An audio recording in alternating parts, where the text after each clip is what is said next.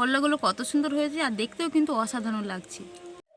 নমস্কার বন্ধুরা, ডোনার রান্নাঘরে সবাইকে স্বাগত। আশা করছি সবাই ভালো আছেন। তো প্রতিদিনের মতন আবারও নতুন ভিডিও নিয়ে চলে এসেছি আপনাদের সাথে শেয়ার করবো বলে।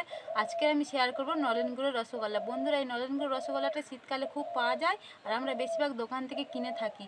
তাই আজকে আমি একদম ঘরোয়া পদ্ধতিতে দোকানের মতন স্পঞ্জি রসগোল্লা বানাবো। ভিডিওটা আপনারা প্রথম থেকে শেষ পর্যন্ত দেখতে থাকুন। দেখুন, আমি নলেন গুড়ের রসগোল্লা করার জন্য এখানে 750 দুধের ছানা কাটিয়ে রেখেছি, বেশ অনেকটা হয়েছে। এবার ছানাটাকে খুব ভালো করে আমি মেখে নেবো যাতে একটু ডেলা ভাব না থাকে।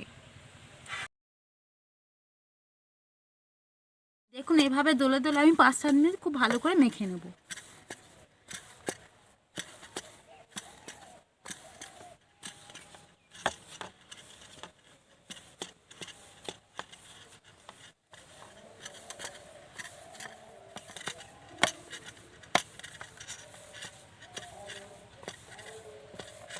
ছানাটা খুব ভালো করে আমি মেখে নিয়েছি, এর মধ্যে কিন্তু একটুও ডেলা ভাব নেই। এবার এর মধ্যে আমি কিছু উপকরণ অ্যাড করে দেব। এখানে 1/2 চামচ ময়দা নিয়ে নিয়েছি, এটা এর মধ্যে দিয়ে দিচ্ছি। ময়দা কিন্তু এর থেকে আর বেশি দেব না। ময়দাটা খুব ভালোভাবে মাপ বুঝে দিয়েছি।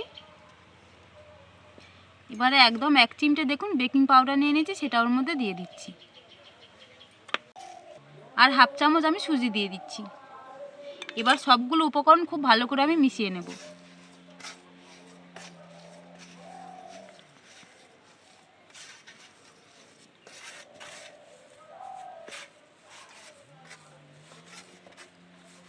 আবারও 7 মিনিটের মতন এইভাবে আমি মেখে নেব।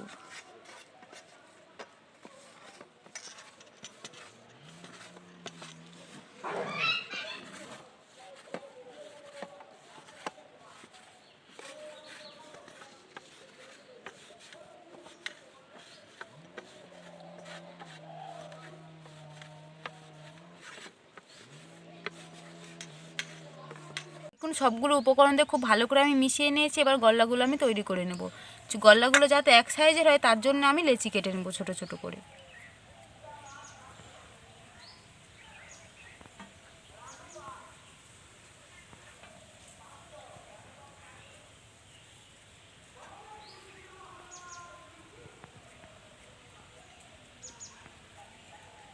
এখন লেচিগুলো আমার কাটা হয়ে গিয়েছে, এবার আমি খুব সুন্দর করে আমি গোল করে নেব।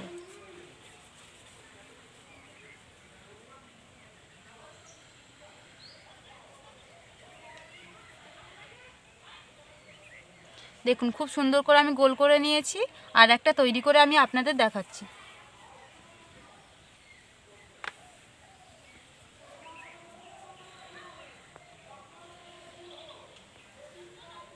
বাকি যে লেচিগুলো আছে আমি একই রকম করে তৈরি করে নিচ্ছি।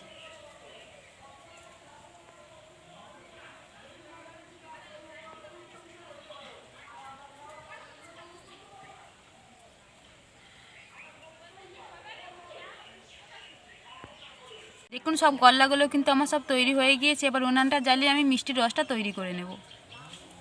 মিষ্টির রসটা তৈরি করে নেব তার জন্য দেখুন এখানে আমি 1 বাটি খেজুরের গুড় নিয়ে নিয়েছি। এবার আমি উনানটা জ্বালিয়ে নেব। উনানটা জ্বালিয়ে নিয়েছি, এবার খেজুরের গুড়টা আমি কড়ার মধ্যে দিয়ে দিচ্ছি।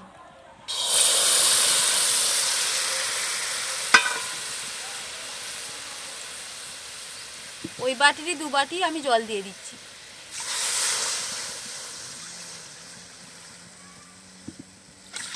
এবার খুব ভালো করে আমি ফুটিয়ে নেব। গুড়টা কিন্তু খুব ভালোভাবে ফুটে গিয়েছে। এবারে যে আমি গল্লাগুলো তৈরি করে রেখেছিলাম সেগুলো এবার একে একে দিয়ে দেবো।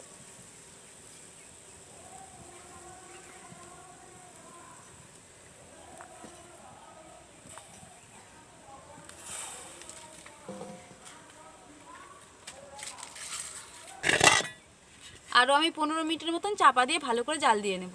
চাপা দিয়ে দিচ্ছি। 15 মিনিট আমি ভালো করে জাল দিয়ে নিয়েছি। এবার চাপাটা খুলে দেখবো কেমন হয়েছে। দেখুন, গল্লাগুলো ফুলে কি সুন্দর টগর টগর হয়েছে। এই দেখুন, আর বেশ বড় বড়ও হয়েছে। কিন্তু আমি কিন্তু আর চাপা দেবো না, আর 5-7 মিনিটের মতন আমি ফুটিয়ে নেব। দেখুন কত সুন্দর হয়েছে। এবারে আমি একটা দেখবো কেমন হয়েছে। আর একটু বাকি আছে, আর 5-7 মিনিটের মতন জাল দিয়ে নিলে গল্লাটা আমার একদম তৈরি হয়ে যাবে। কিন্তু আমি কিন্তু আর চাপা দেবো না।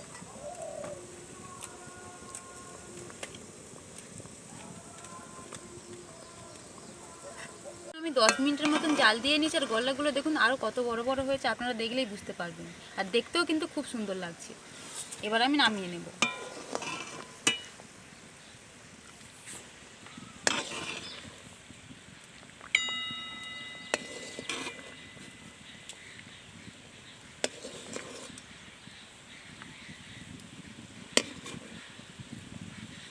গুড়ের মধ্যে গল্লাগুলো ভেসে আছে, কত সুন্দর দেখতে লাগছে দেখুন।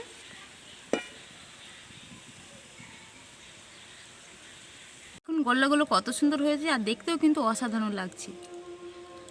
আর ভেতরটা কত রস ঢুকেছে দেখুন, একদম রসে ভরা। এরকম রসগোল্লা জানলে কিন্তু আর বাজার থেকে কিনে এনে খেতে হবে না, যখন মনে হবে বাড়িতে আপনারা বাড়িয়ে খেতে পারবেন। আজকে আমার এই নলেন গুড়ের গল্লার রেসিপিটা যদি আপনাদের ভালো লেগে থাকে তাহলে ভিডিওতে একটা লাইক করবেন, আর আমারও নতুন নতুন ভিডিও পেতে চ্যানেলটি সাবস্ক্রাইব করে পাশে থাকা বেল আইকনটি প্রেস করবেন। আর আমার ভিডিওটা স্কিপ না করে সম্পূর্ণ দেখবেন, আশা করছি সবার ভালো লাগবে। আজকের মতন ভিডিওটা এখানেই শেষ করছি।